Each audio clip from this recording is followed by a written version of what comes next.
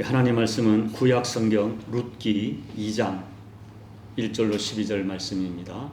룻기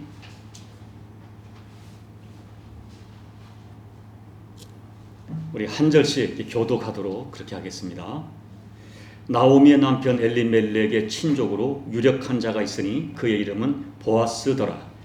모압 여인 룻이 나오미에게 이르되 원하건대 내가 밭으로 나가 내가 누구에게 은혜를 입으면 그를 따라서 이삭을 죽겠나이다 하니 나오미가 그에게 이르되 내 따라 갈지어다 하매 룻이 가서 베는 자를 따라 밭에서 이삭을 줍는데 우연히 엘리멜렉의 친족 보아스에게 속한 밭에 이르렀더라. 마침 보아스가 베들레헴에서부터 와서 베는 자들에게 이르되 여호와께서 너희와 함께 하시기를 원하노라 하니 그들이 대답하되 여호와께서 당신에게 복 주시기를 원하나이다 하니라. 보아스가 베는 자들을 거느린 사환에게 이르되 이는 누구의 소녀냐 하니 베는 자를 거느린 사환이 대답하여 이르되 이는 나오미와 함께 모압 지방에서 돌아온 모압 소녀인데 그의 말이 나로 베는 자를 따라 단 사이에서 이삭을 죽게 하소서 하였고 아침부터 와서는 잠시 집에서 쉰 외에 지금까지 계속하는 중이니이다. 보아스가 룻에게 이르되 내 따라 들으라. 이삭을 주우러 다른 밭으로 가지 말며 여기서 떠나지 말고 나의 소녀들과 함께 있어라. 그들이 베는 밭을 보고 그들을 따르라. 내가 그 소년들에게 명령하여 너를 건드리지 말라 하였느니라. 목이 마르거든 그릇에 가서 소년들이 길어온 것을 마실지니라 하는지라. 룻이 엎드려 얼굴을 땅에 대고 절하며 그에게 이르되 나는 이방 여인이거늘 당신이 어찌하여 내게 은혜를 베푸시며 나를 돌보시나이까 하니 보아스가 그에게 대답하여 이르되 내 남편이 죽은 후로 내가 시어머니에게 행한 모든 것과 내 부모와 고국을 떠나 전에 알지 못하던 백성에게로 온 일이 내게 분명히 알려졌느니라. 여호와께서 보답하기를 원하며 이스라엘의 하나님 여호와께서 그의 날개 아래에 보호를 받으러 온 내게 온전한 상 주시기를 원하노라 하는지라. 아멘.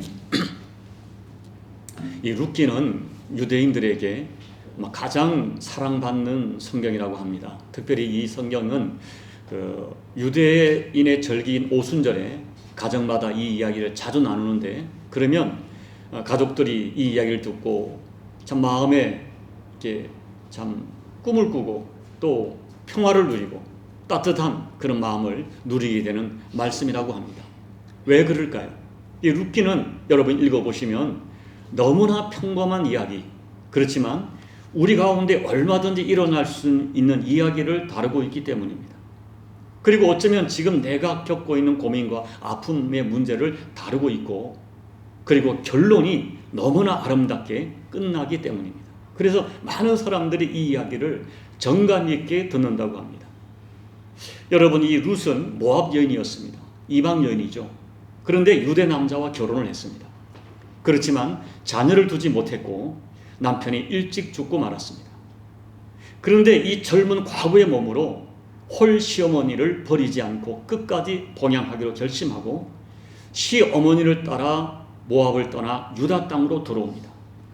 그 이후에 성실한 삶으로 사람들에게 인정을 받고 마침내 베들레헴의 유력한 사람인 보아스와 결혼을 하게 되고 다윗 왕의 증조 할머니가 됩니다.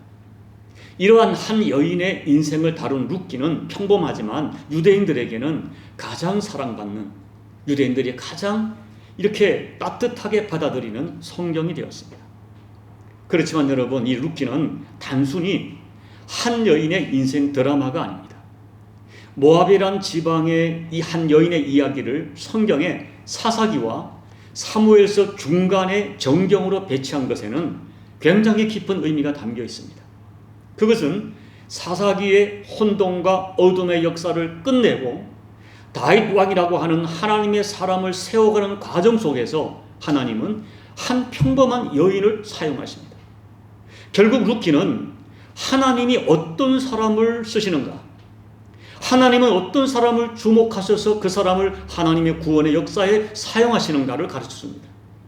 그렇다면 이 룻이란 여인을 통해서 우리가 배워야 되는 하나님 나라 백성들의 삶은 어떠한 삶이어야 할까요? 첫째, 하나님의 사람은 상대적 가치를 선택하여 살지 않고 절대적 가치를 선택하며 살아가는 사람들입니다. 여러분, 이 세상에는 절대적 가치와 상대적 가치가 있습니다. 돈, 학력, 결혼, 명예, 좋은 집, 좋은 직장, 좋은 음식, 어떤 또 재미있는 취미 생활, 이 모든 것들은 모두가 상대적 가치입니다. 그렇지만 오직 예수, 오직 하나님, 십자가, 믿음, 구원, 영생, 하나님 나라, 이와 같은 것들은 절대적 가치입니다. 제 말은 상대적 가치가 필요 없다는 말이 아닙니다.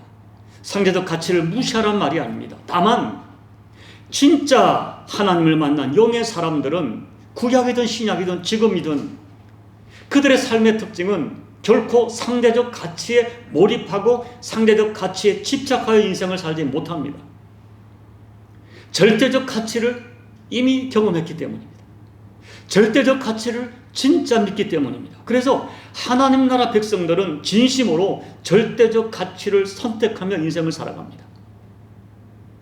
혹시 여러분 중에 이제 룻기를 잘 모르는 분이 계실까 좀 염려스럽지만 다 아는 것으로 믿고 제가 이야기를 드리겠습니다. 룻기가 시작되는 1장 1절을 보면 사사들이 치리하던 때에 그 땅에 흉년이 드니라 라고 룻기가 시작돼요.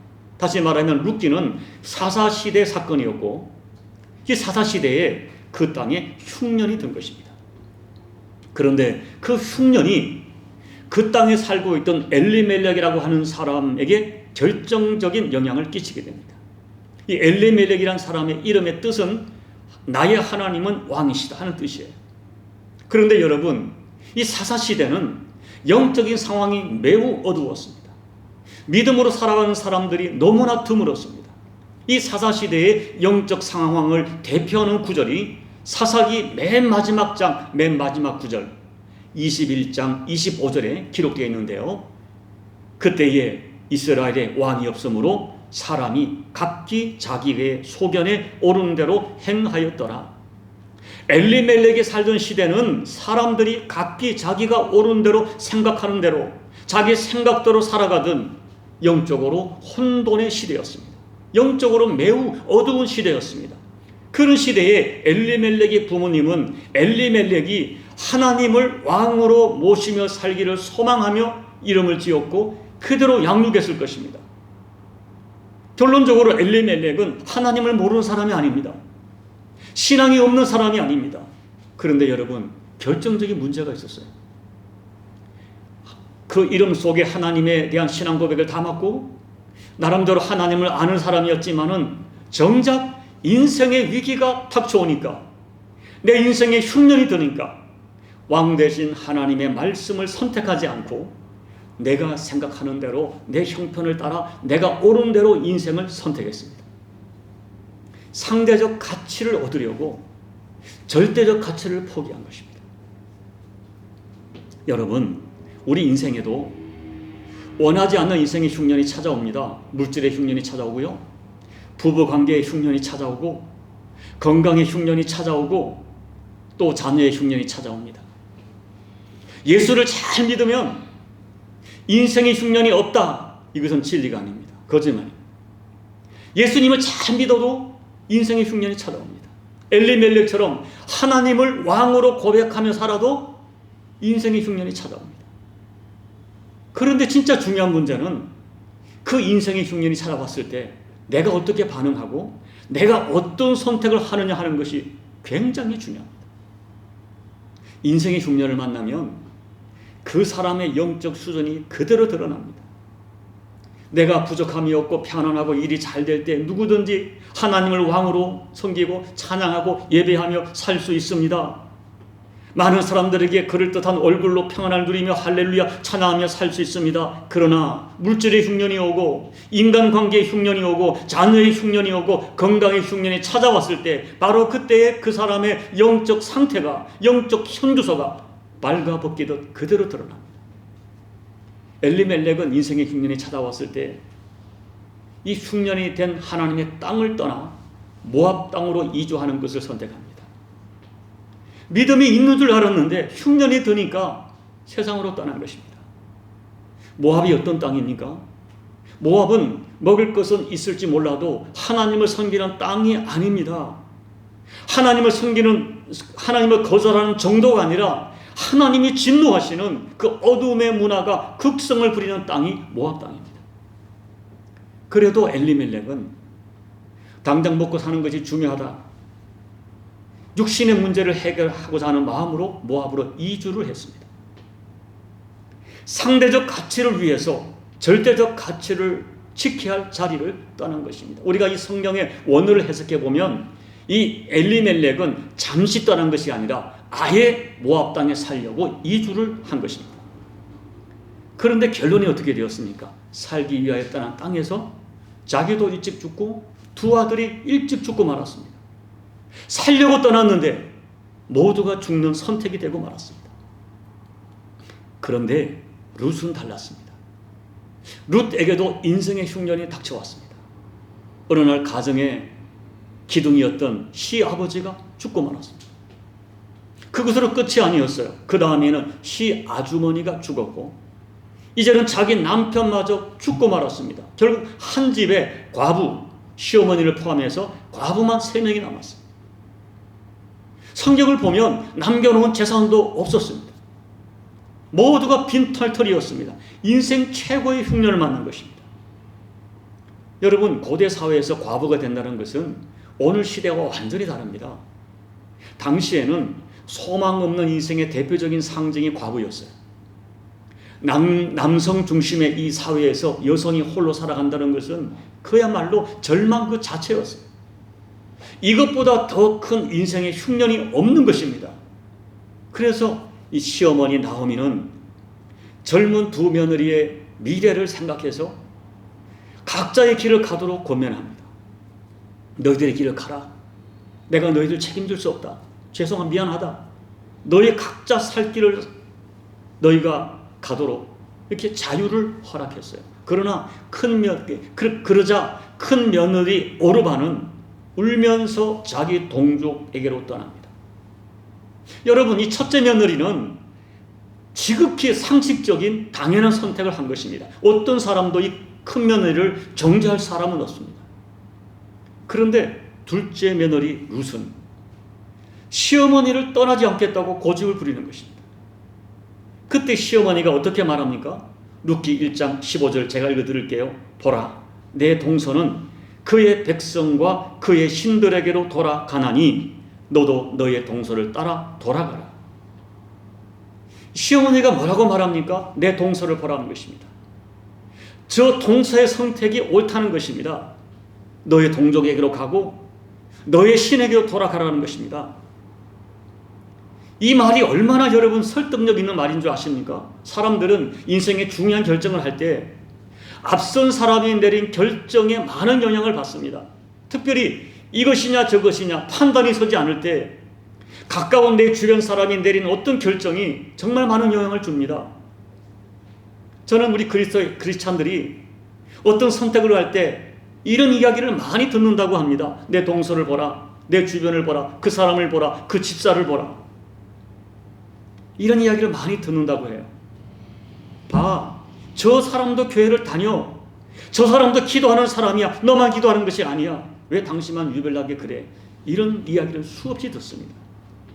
특별히 여러분, 내 마음을 속일 수 없습니다. 정직하게 내가 어떤 문제에 있어서 마음의 미련이 남아있을 때, 내 마음이 어떤 미련 때문에 머뭇거리는 상황이 될 때, 내 주변의 신앙인들이, 내 주변에 예수 믿는 사람들이 선택한 그 선택이 우리 마음에 면죄부를 주는 것처럼 생각됩니다. 그래서 그 집사도 선택했으니까, 그 사람도 갔으니까, 그 사람도 그 일을 하니까 내 마음의 양심이 갇히게 되면서도 따라갈 때가 있습니다. 내 동서를 보라, 그 집사를 보라, 그 사람을 보라. 그러나 룻은 달랐습니다. 룻은 분명한 영적인 가치관을 붙들고 룻기 1장 15절 16절에서 이렇게 얘기합니다. 룻이 이르되 내게 어머니를 떠나며 어머니를 따르지 말고 돌아가라 강권하지 마옵소서. 어머니께서 가시는 곳에 나도 가고 어머니께서 머무시는 곳에서 나도 머물겠나이다. 어머니의 백성이 나의 백성이 되고 어머니 하나님이 나의 하나님이 되시리니 어머니께서 죽으시는 곳에서 나도 죽어 거기 묻힐 것이라.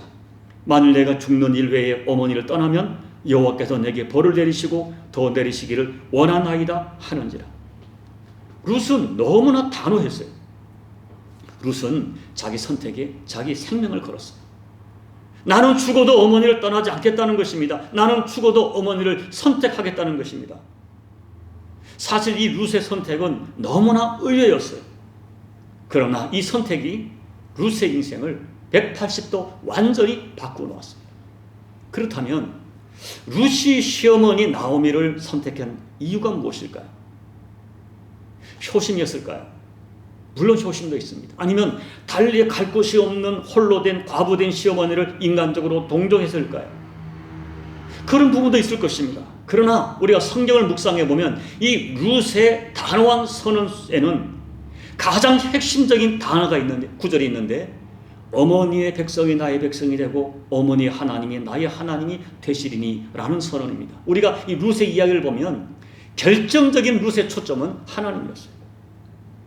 이 선언은 룻의 선택이 인간적인 효심과 동정심 이전에 신앙적 동기에서 왔다는 것을 정확하게 증언해 줍니다. 제가 좀 전에 읽어드린 대로 룻기 1장 15절을 보면 큰 며느리 오르바가 모압 땅으로 돌아갈 때 몸만 간 것이 아닙니다. 모압으로 가면은 모압이 섬기는 그 신, 옛 신 그모스에게로 돌아갑니다. 그러나 우리가 어떤 종류인지 모르지만은 룻은 이미 여호와 하나님을 만난 하나님의 사람이었어요. 놀랍게도 모압 여인인 룻이 하나님의 살아계심을 진심으로 믿고 있었어요. 그러니까 룻은 시어머니와 결별하고 모압 땅으로 돌아가는 것이 결국 하나님을 떠나는 일이 되고 옛날의 우상에게로 돌아가는 길이 될 수 있다는 것을 정확히 알았습니다. 그래서 시어머니를 향한 효심 이전에 여호와 하나님을 떠날 수 없기 때문에 시어머니를 떠날 수가 없었던 것입니다. 이것이 오늘 룻기가 주는 가장 핵심적인 메시지입니다. 룻이 붙들었던 것은 하나님이었어요. 언제부턴가 룻에게 하나님은 그의 인생에 포기할 수 없는 절대 가치가 되었고 룻에게 있어서 하나님은 그의 생명줄이었습니다. 그래서 룻은 최고의 인생의 흉년을 만났는데 모든 것이 다 없어진 칠흑 같은 어둠 속에서 당장 먹고 사는 인생의 상대적 가치가 아니라 내 인생에 살고 죽는 절대 가치인 여호와 하나님을 붙들었습니다. 이 선택이 룻의 인생을 180도 역전시켰어요. 또 하나가 있습니다. 룻기 2장을 보면, 오늘 읽은 2장을 보면 룻이 얼마나 인생의 절대 가치를 소중히 붙들었는지 또 한 면을 보여줍니다. 2절 말씀을 보면 룻은 자기와 시어머니를 양식을 구하기 위해서 밭에 나가 이삭을 줍습니다. 여러분, 아무리 먹고 살아야 한다고 하지만 남의 밭에 가서 이삭을 주어서 연명하는 것은 이 젊은 여성에게 어쩌면 자존감이 상하는 수치스러운 일일 수 있습니다. 그러나 룻은 어머니를 섬기기 위해서 기꺼이 밭에 나가 이삭을 줍습니다. 우리가 이 이삭을 줍는 과정을 보면 이삭을 줍는 룻은 현실을 비관하지도 않았고 불평하지도 않습니다. 오늘 본문에 보면 아침부터 저녁까지 계속 열심히 적극적으로 이삭을 줍습니다. 룻은 어쩌면 남들이 수치스러워하는 그 일에 최선을 다합니다. 어떻게 그럴 수 있을까요? 부모를 공경하라는 하나님의 말씀을 인생의 절대적 가치로 보았기 때문입니다. 그 가치를 위해서 자존감이라고 하는 상대적 가치를 버렸습니다. 부모를 섬기는 절대적 가치를 위해서 이삭을 주워 먹어야 하는 상황을 기꺼이 받아들였습니다. 이것이 룻의 아름다운 인생 선택이었고 주변 사람들이 볼 때 아름답다. 오늘 본문을 보면 그 같이 일하는 소년들도 그랬고 그 땅의 주인이 보아스도 룻의 행동을 아름답게 본 것입니다. 여러분, 인생은 선택이 중요합니다. 특별히 인생의 흉년이 왔을 때, 내 가정의 흉년이 왔을 때 어떤 선택을 하는가 하는 것이 정말 중요합니다. 대부분의 사람들은 인생의 흉년이 오면 그 인생의 시야가 좁아지기 때문에 당장 눈에 보여지고 계산되어지고 느껴지는 것으로 인생을 선택합니다. 당장 쉬운 길을 찾습니다. 여기서 인생의 갈림길이 결정됩니다. 그러므로 오늘 우리들에게는 먼저 무엇이 내 인생의 절대 가치인가를 볼 수 있는 영적 분별력이 필요합니다. 내 인생의 절대적 가치를 감지하는 능력이 우리 인생을 복되게 하는 것입니다. 그렇지만 인생의 절대적 가치를 깨닫는 것만으로 인생은 변하지 않습니다. 우리도 인생의 절대적 가치, 오직 예수, 오직 하나님, 오직 말씀, 오직 십자가, 오직 하나님의 은혜, 오직 성경 다 알고 있습니다. 그러나 내가 알고 깨달은 것을 그 믿음을 따라 선택하는 행동과 용기가 필요한 것입니다. 룻은 우리 인생이 절대로 포기할 수 없는 절대 가치가 하나님인 것을 깨달았어요. 또한 내 부모를 공경하라고 하는 십계명 말씀이 하나님이 명하신 절대 가치인 것을 알았습니다. 그래서 전혀 미래가 보이지 않는 빈털터리 시어머니를 선택합니다. 한 번도 가본 적이 없는 유다 땅을 선택합니다. 돌이켜보면 먹고 사는 문제를 위해서, 상대적 가치를 위해서 절대적 가치였던 약속의 땅을 떠났던 엘리멜렉은 자기도 죽고 자기 자녀도 죽게 만들었습니다. 그러나 절대 가치였던 여호와 하나님을 선택하기 위해서 상대적 가치였던 자기 미래와 자존심을 버리고 시어머니와 베들레헴을 선택한 룻은 그 자신과 자기 후손까지 가장 존귀하게 만들었어요. 여러분, 우리 인생의 중요한 변화는 절대적 가치를 선택하고 그 선택한 것을 구체적으로 실천하는 현장에서 일어납니다. 그 선택이 우리를 하나님의 은혜 안으로 돌아가는 통로가 되게 합니다. 이런 선택이 얼마나 귀하고 이 선택해 주는 축복이 얼마나 위대한지를 하나님께서는 룻을 통하여 우리들에게 가르쳐주고 계시는 것입니다. 두 번째, 하나님을 선택하는 사람에게 인간의 우연을 필연의 은혜로 바꾸시는 축복을 주십니다. 우연과 필연. 여러분 3절을 보면 우연이란 단어가 있고요. 4절을 보면 마침이란 단어를 주목해 보세요. 룻은 베들레헴의 상황을 잘 몰랐습니다. 그래서 이삭을 주우러 어디로 가야 할지 모르고 그냥 이삭을 베는, 추수하는 사람들의 뒤를 따라갔는데 우연히, 정말 우연히 그 밭이 시아버지 엘리멜렉의 친족인 보아스의 밭으로 가게 되었습니다. 그리고 4절을 보십시오. 룻은 우연히 보아스의 밭에서 이삭을 줍고 있었는데 그 다음 마침 그때 그 밭의 주인인 보아스가 그 밭을 찾아온 거예요. 룻이 우연히 보아스의 밭에 이르렀다고 하지만 그것은 하나님께서 룻에게 보아스와의 만남을 허락하기 위하여 이끄신 하나님의 섭리적 인도하심이었습니다. 하나님의 축복은 어느 날 우리에게 우연한 모습으로 다가오지만 그 우연에는 하나님의 작정하신 필연의 은혜가 담겨 있는 것입니다. 정말 무슨 우연히, 분명히 우연히 그 밭에 갔어요. 그런데 하나님께서는 마침 그 시간에, 정말 마침 그 시간에 보아스를 보내셔서 두 사람이 기적 같은 만남을 허락하셨습니다. 하나님의 은혜는 그것뿐이 아닙니다. 룻이 평소에 얼마나 아름다웠는지는 모르지만 가난한 살림에 좋은 옷을 입었겠습니까?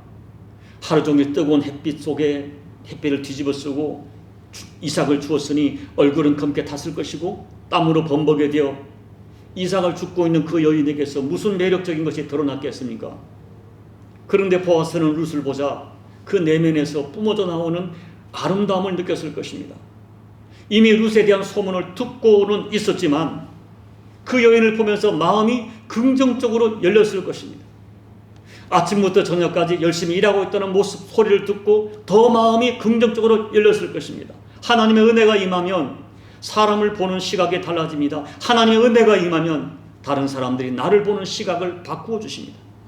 그래서 보아스는 룻에게 마음을 열게 되었고 결국 룻은 그 땅의 유력자인 보아스와 결혼하게 됩니다. 그리고 아이를 낳습니다. 그 아이가 다윗의 할아버지죠. 이것이 바로 하나님께서 인간의 우연을 필연의 복으로 바꾸시는 하나님의 섭리입니다. 여러분, 우리의 삶에 우연처럼 생각되는 일이 참 많지만 그러나 우연은 없습니다. 그리고 어떤 경우에는 하나님께서 우리 인간의 우연을 나를 위하여 필연의 은혜로 만들어 가십니다. 우리도 곰곰이 나의 인생을 돌이켜보면 내가 우연이라고 생각했던 수많은 시간과 수많은 사건들 속에 하나님께서 개입하시는 마침의 은혜가 분명히 있었을 것입니다. 저는 믿습니다. 오늘도 하나님께서는 믿음으로 최선을 다해 살아가는 사람들에게 우연을 마침의 필연으로 바꾸시는 은혜를 베풀어 주십니다. 세 번째, 하나님께서는 우리가 행한 모든 것을 아시고 갚아 주십니다. 자, 11절 말씀을 보시면 보아스가 룻에게 이렇게 말해요. 내 남편이 죽은 후에 내가 시어머니에게 행한 모든 것과 내 부모와 고국을 떠나 전에 알지 못하던 백성에게로 온 일이 내게 분명히 알려졌느니라. 룻은 어떤 보상을 바라고 시어머니를 섬긴 것이 아니었습니다. 며느리로서 당연한 일을 했을 뿐입니다. 그런데 그의 효심과 함께 그가 하나님을 어떻게 선택했는지, 룻이 이 유다 땅에 오기 위하여 자신의 모든 것을 포기했던 그 이야기, 남편이 죽었지만 시어머니를 끝까지 따라온 모든 이야기, 그 과정, 이것이 이미 베들레헴에 다 알려져 있었습니다. 룻이 말한 것이 아닙니다. 룻이 의도적으로 자신의 선행을 과시하지 않았는데 다 알려졌습니다. 사람은 몰라주어도 하나님은 나를 다 알고 계십니다. 그런데 하나님께서는 우리의 수고를 알아두는 것으로 끝내시지 않습니다. 자, 12절을 우리 함께 읽어볼까요? 시작. 여호와께서 내가 행한 일에 보답하기를 원하시며 이스라엘의 하나님 여호와께서 그의 날개 아래 보호를 받으러 온 내게 온전한 상 주시기를 원하노라 하는지라. 이 말은 보아스가 룻을 축복하는 말이지만 사실은 하나님께서 이 보아스의 입을 통하여 이 룻을 축복하는 선포예요. 하나님께서는 우리가 행한 일을 다 기억하신다는 것입니다. 그리고 은혜로 갚아주신다는 것입니다. 하나님께서는 심은 대로 거두게 하신다는 것입니다. 우연한 복처럼 보이는 그것도 사실은 씨를 뿌리는 사람에게 주어지는 은혜입니다. 성경은 이 원리를 구약과 신약에서 수없이 말하고 있습니다. 이런 점에서 보면 믿는 자에게 우연은 없습니다. 룻이 보아스를 만나 가정을 이루고 다윗의 조상이 되고 예수님의 조상이 된 것 우연이 아닙니다. 룻은 절대 가치인 하나님을 선택하기 위하여 자신의 모든 상대적 가치를 버렸습니다. 룻은 자존심을 포기하고 이삭 죽기를 하면서 시어머니를 극진히 봉양했습니다. 하나님은 이 모든 과정, 아니 그 룻의 마음 진심을 다 하셨습니다. 그래서 마침내 룻을 크게 축복하셨습니다.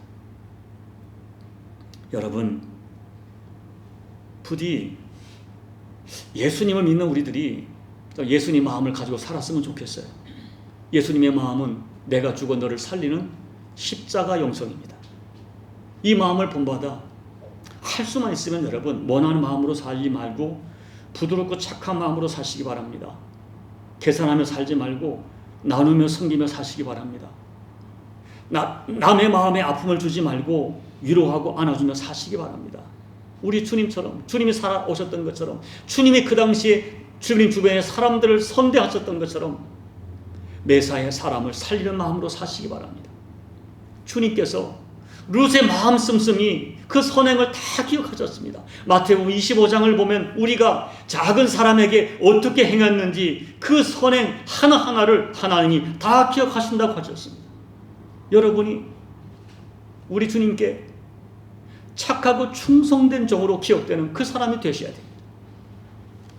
이제 말씀을 마칩니다. 오늘 룻기서가 우리에게 던져주는 도전이 무엇입니까? 선택입니다. 룻은 현실이 아무리 어렵고 힘들어도 내가 붙들어야 할 절대가치, 내가 포기할 수 없는 절대가치가 무엇인지 분명히 알았습니다.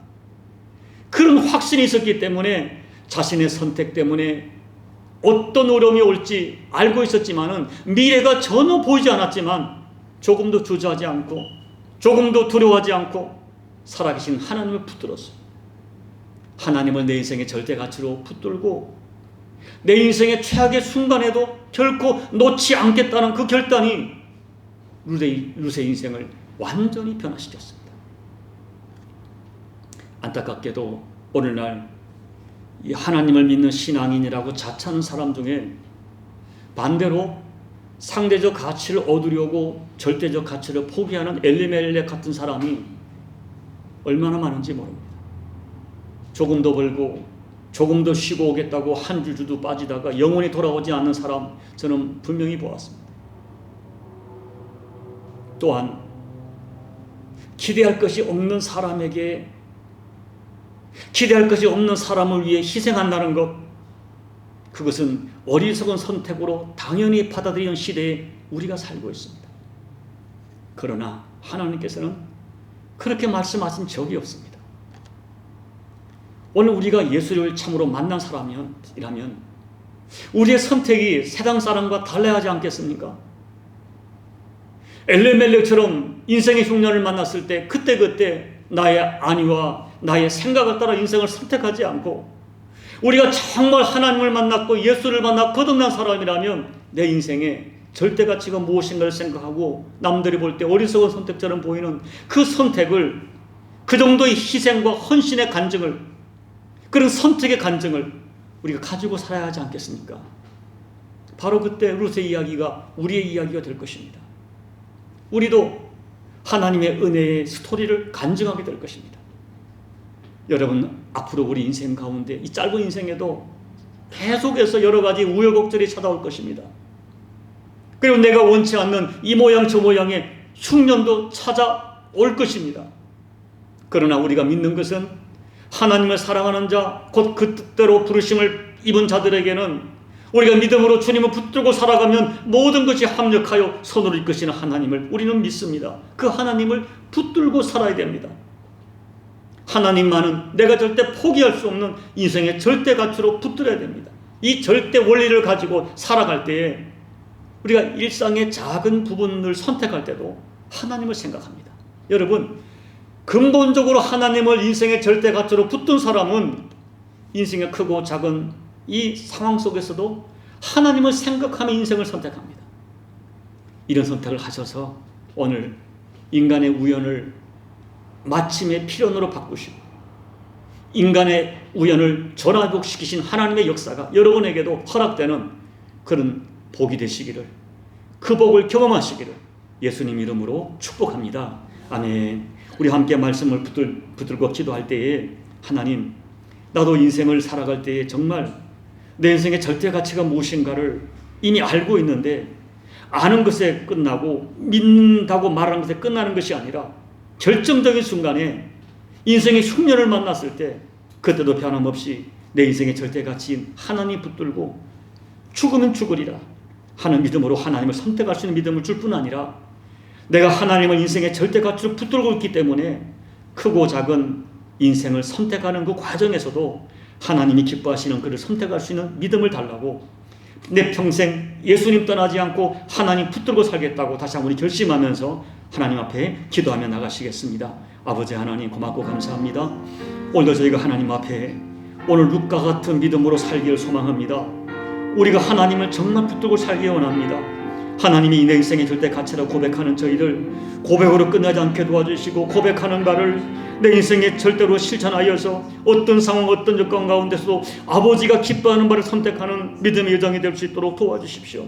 우리는 너무나 아버지 하나님 사다시대처럼 나의 생각을 따라 선택을 하고 자기가 옳은 대로 자기 소견대로 살아가는 이때에 아버지 하나님, 정말 우리가 이런만이 엘리멜렉이 아니라 내 인생의 왕은 하나님을 선포하면서 왕 되신 아버지의 뜻 따라 내 인생을 선택해가는 저희가 될 수 있도록 아버지 은혜 베풀어 주옵소서. 그 선택을 하다가 룻이 경험한 하나님을 우리도 경험할 수 있도록 하나님 아버지 은혜 베풀어 주옵소서.